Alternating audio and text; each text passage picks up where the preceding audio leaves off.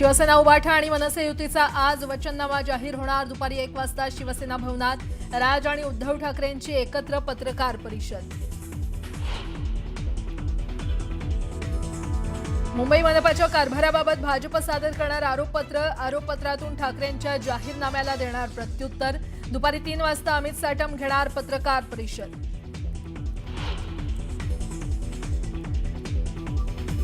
निष्ठा आणि कणखरपणा काय असतो हे दाखवण्याची वेळ। समोरचे लोक साम दाम दंडभेद नीतीचा करू शकतात वापर। उद्धव ठाकरेंकडून कार्यकर्त्यांना सावधगिरीच्या सूचना।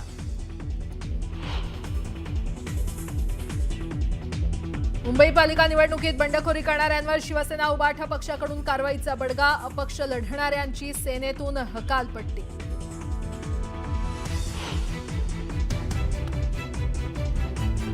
मुंबई महाराष्ट्रापासून तोडायची कोणाची हिंमत नाही। मुंबई कुठेही सरकत नाही तर यांची बुद्धी सरकते।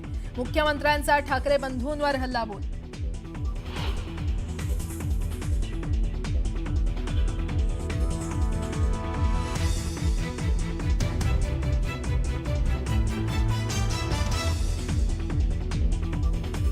बकासुराच्या तावडीतून मुंबई सोडवायची आहे यांचा मराठीचा नाही तर मलिद्याचा। जनतेनं बँड वाजवल्यावर ब्रँडची आठवण आली। एकनाथ शिंदेंची ठाकरे बंधूंवर टीका।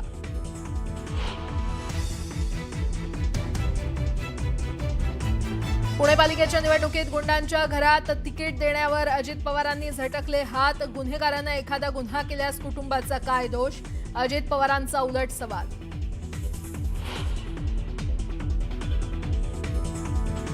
एकोणतीस महानगरपालिकांसाठी 15,931 उमेदवार रिंगणात। मुंबईत सर्वाधिक 1700 मैदानात, सर्वात कमी उमेदवार इचलकरंजीमध्ये। आज वचननामा जाहीर करण्यात येणार आहे। दुपारी 1 वाजता शिवसेना भवनात राज ठाकरे आणि उद्धव ठाकरे पत्रकार परिषदेतून वचननामा जाहीर करणार आहेत। निष्ठा आणि कणखरपणा काय असतो हे दाखवण्याची वेळ आल्याचं उद्धव ठाकरेंनी म्हटलंय। समोरचे लोक सामदाम दंडभेद नीतीचा वापर करू शकतात, यामुळे सावध राहण्याच्या सूचना उद्धव ठाकरेंनी कार्यकर्त्यांना दिल्यात। मुंबई पालिका निवडणुकीत बंडखोरी करणाऱ्यांवर ठाकरेंच्या शिवसेनेनं कारवाई केली। अपक्ष लढणाऱ्यांची ठाकरेंच्या शिवसेनेतून हकालपट्टी करण्यात आली आहे। मुंबईत भाजप शिवसेनेनं प्रचाराचा नारळ फोडलाय। वरळीत मुख्यमंत्री देवेंद्र फडणवीस आणि एकनाथ शिंदे यांची पहिली प्रचार सभा पार पडली। मुंबई महाराष्ट्रापासून तोडायची कुणाची हिंमत नसल्याचं फडणवीसांनी म्हटलंय। मुंबई कुठेही सरकत नाही तर यांची बुद्धी सरकते असं म्हणत मुख्यमंत्री देवेंद्र फडणवीसांनी ठाकरे बंधूंवर हल्लाबोल केलाय। बकासुराच्या तावडीतून मुंबई सोडवायची आहे यांचा मराठीचा नाही तर मलिद्याचा अशा शब्दात एकनाथ शिंदेंनी ठाकरे बंधूंवर टीका केली। जनतेनं बँड वाजवल्यावर ब्रँडची आठवण आली असं म्हणत शिंदेंनी जोरदार टीका केली। अंबादास दानवे आणि निवडणूक अधिकारी यांच्यामध्ये झालेल्या वादानंतर अखेर मशाल हे चिन्ह मिळालंय। शिवसेना उभाठा पक्षाच्या अधिकृत उमेदवार सावित्री वाणे यांना मशाल चिन्ह देणार असल्याचा निवडणूक निर्णय अधिकाऱ्यांनी जाहीर केला। शिवसेना उभाठा पक्षाच्या उमेदवाराला चिन्ह मिळाल्यानं शिवसैनिकांनी जल्लोष केला। भिवंडीमध्ये भाजप आणि काँग्रेसच्या कार्यकर्त्यांमध्ये हाणामारी झाली। काँग्रेसच्या रॅली दरम्यान दोन्ही कार्यकर्त्यांमध्ये वाद झाला। या हाणामारीमध्ये 2 जण जखमी झाले। इचलकरंजीमध्ये मुख्यमंत्री देवेंद्र फडणवीस यांचा रोड शो पार पडला। शाहू महाराज पुतळा ते गांधी पुतळ्यापर्यंत काढण्यात आलेल्या रोड शोला मोठी गर्दी झाली होती। भाजपकडून जोरदार शक्तीप्रदर्शन करत प्रचाराचा शुभारंभ करण्यात आला। महापालिका निवडीवरून राज ठाकरेंनी सवाल उपस्थित केले आहेत। उभ्या आयुष्यात अशी निवडणूक पाहिली नसल्याचं वक्तव्य राज ठाकरे यांनी केलंय। बिनविरोध उमेदवार निवडणूक आयोगाच्या रडारवर आलेले आहेत। बिनविरोध उमेदवारांसंदर्भात निवडणूक आयोगानं अहवाल मागवला असून पालिका आयुक्त अहवाल देणार आहेत।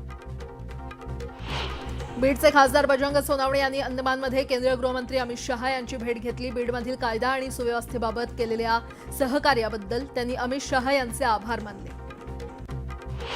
भाजपचे कारनामे संपूर्ण महाराष्ट्रानं पाहिले असून धुळे जिल्ह्याला काळीमा फासण्याचा प्रयत्न राष्ट्रवादीचे माजी मंत्री आमदार अनिल पाटील यांनी केलाय।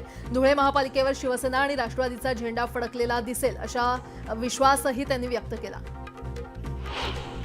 राज्यातील 29 महापालिकांसाठी 15 जानेवारीला होणाऱ्या निवडणुकीत 2,869 नगरसेवक निवडून दिले जाणार आहेत। त्यासाठी 15,931 उमेदवार रिंगणात आहेत। अनेक ठिकाणी तिरंगी, चौरंगी किंवा बहुरंगी लढती होणार आहेत। मुंबईमध्ये 227 जागांसाठी 1,700 उमेदवार रिंगणात असून सर्वात कमी म्हणजे 230 उमेदवार हे इचलकरंजीमध्ये आहेत।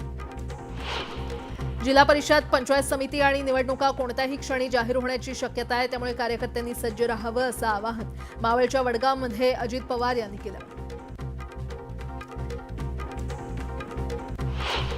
शाळेच्या क्रीडा स्पर्धेतील मॅरेथॉनमध्ये तृतीय क्रमांक पटकावलेल्या विद्यार्थिनीचा हृदयविकाराच्या तीव्र झटक्यानं मृत्यू झालाय. पालघरच्या तलासरीच्या वेवजी येथील लोकभारती संस्थेच्या इंग्लिश अकादमी इंग्लिश स्कूलमध्ये हा धक्कादायक प्रकार घडला. रोशनी रमेश गोस्वामी असं मृत विद्यार्थिनीचं नाव आहे. धाराशिव जिल्हा नियोजन समितीच्या आढावा बैठकीला अधिकारी तासभर उशिरा आल्यानं खासदार ओमराजे निंबाळकरांकडून जिल्हाधिकाऱ्यांची कानउघडणी केली.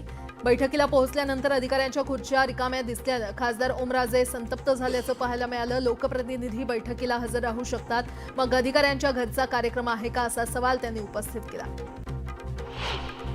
जालना महापालिकेमध्ये 65 ते 45 जागा भाजप जिंकेल असा विश्वास रावसाहेब दानवे यांनी व्यक्त केला. संजय राऊतांना बोलण्याचं तारतम्य नाही असं म्हणत त्यांनी राऊतांवर देखील निशाणा साधला. युती आणि जागा वाटपाबाबत दुटप्पी रणनीती राबवली गेल्याचा आरोप भाजप आमदार नरेंद्र मेहता यांनी केला. परिवहन मंत्री प्रताप सरनाईक यांच्यावर आमदार मेहता यांनी टीका केली. गोरेगाव वॉर्ड क्रमांक 50 मधील काँग्रेसचे मुंबई जनरल सेक्रेटरी अनिल शर्मा आणि टीना शर्मा यांनी शिवसेना उबाठा पक्षात प्रवेश केला. उद्धव ठाकरेंच्या उपस्थितीमध्ये हा पक्ष प्रवेश पार पडला. पिंपरी चिंचवडमधील राष्ट्रवादी काँग्रेस शरदचंद्र पवार पक्षाचे शहराध्यक्ष तुषार कामठे यांच्या विरोधात भाजपनं चांगलीच ताकद लावली आहे. भाजपनं प्रचाराचा नारळ फोडला. राष्ट्रवादी काँग्रेस शरदचंद्र पवार पक्षाचा पराभव होईल असा दावा निवडणूक प्रभारी शंकर जगताप यांनी केलाय. पिंपरी चिंचवडमध्ये भाजपनं जोरदार प्रचार सुरू केलाय. जोरदार शक्तीप्रदर्शन करत भाजपनं प्रचाराला सुरुवात केली. पिंपरी चिंचवड महापालिकेत भाजपला मोठं यश मिळेल असा विश्वास उमेदवारांनी व्यक्त केलाय. जिल्हा परिषदेची आचारसंहिता जाहीर होण्याआधीच माजी मंत्री तानाजी सावंत यांनी धाराशिवमध्ये निवडणुकीचं रणशिंग फुंकलंय. तानाजी सावंत मोठ्या ताकदीनं जिल्हा परिषदेच्या मैदानात उतरले. तेरणा साखर कारखान्यावर तानाजी सावंत यांनी मेळावा घेतला. गेल्या 20 वर्षांपासून सामाजिक कार्यामध्ये असलेल्या आणि शिवसेनेमध्ये विभाग प्रमुख असलेल्या रवी घरत यांनी प्रभाग क्रमांक 1 मध्ये अपक्ष म्हणून आपला उमेदवारी अर्ज दाखल केलाय. शिवसेनेकडून अधिकृत उमेदवार म्हणून त्यांच्या पत्नी नम्रता घरत यांना उमेदवारी दिली आहे. पिंपरी चिंचवडमधील प्रभाग क्रमांक 16 मध्ये राजकीय वातावरण चांगलंच तापलं असून भारतीय जनता पार्टी आणि आरपीआय आठवले गट यांनी रावेत किवळे परिसरात जोरदार शक्ती प्रदर्शन करत प्रचारात आघाडी घेतली आहे. प्रभाग क्रमांक 28 कांदिवली पूर्वमधील शिवसेना पदाधिकाऱ्यांनी मातोश्रीवर जाऊन उद्धव ठाकरेंच्या पक्षात प्रवेश केला. प्रभारी महिला शाखा संघटक अश्विनी पवार, उपशाखा प्रमुख भरत पाटील यांच्यासह पदाधिकाऱ्यांनी शिवसेना उबाठा पक्षात प्रवेश केला. रवींद्र चव्हाणांचे कार्यकर्त्यांना खडेबोल सुनावले. आपापसात सेटिंग करू नका असं विधान करत रवींद्र चव्हाण यांनी कार्यकर्त्यांना मतदारांपर्यंत पोहोचून पॅनल निवडून आणलं पाहिजे असं सांगितलंय. परभणी शहरातील प्रभाग 4 मध्ये भाजप आणि राष्ट्रवादी अजित पवारांच्या कार्यकर्त्यांमध्ये हाणामारी झाली. राष्ट्रवादीच्या कार्यकर्त्यांनी चाकून हल्ला केल्याचा आरोप भाजप कार्यकर्त्यांनी केलाय. उमेदवार बिनविरोध करण्यासाठी 2 गटात झालेली हाणामारी आणि गोळीबाराच्या घटनेवरून शिवसेना उबाठा पक्षाचे माजी आमदार अनिल गोटे यांनी भाजपवर जोरदार हल्लाबोल केलाय. विरोधातील उमेदवारांना माघार घेण्यासाठी आमिष दाखवल्याचा आरोप गोटेंनी केलाय.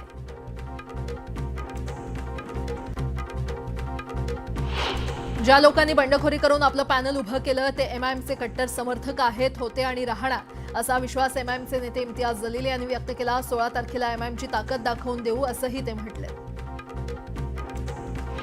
हलक्यात घेऊ नका, मुख्यमंत्री आणि गृहमंत्री आमच्याकडे आहेत अशा शब्दात चंद्रकांत पाटलांनी अजित पवार यांना इशारा दिलाय. युतीतील पक्षांनी एकमेकांवर टीका करू नये असं सांगण्यात आलंय. मात्र सुरुवात झाली आहे, मग आता टीका किती चालणार आणि कुठे थांबणार याचा अंदाज घेऊन ठरवू असं चंद्रकांत पाटील म्हटले. अजित पवारांची लोकप्रियता पाहून भाजपच्या पायाखालची वाळू सरकली आहे. यावेळी शिरूर हवेलीचे आमदार माऊली कटके यांनी भाजप प्रदेशाध्यक्ष रवींद्र चव्हाण यांच्यावर निशाणा साधला. चंद्रपूरमध्ये एका व्यक्तीनं निवडणूक प्रक्रियेला विरोध केलाय. हातात फलक घेत आंदोलन सुरू केलं. तर माझं मत कुणाला जातंय याबाबत विश्वास देण्याची मागणी आंदोलकांनी केली आहे.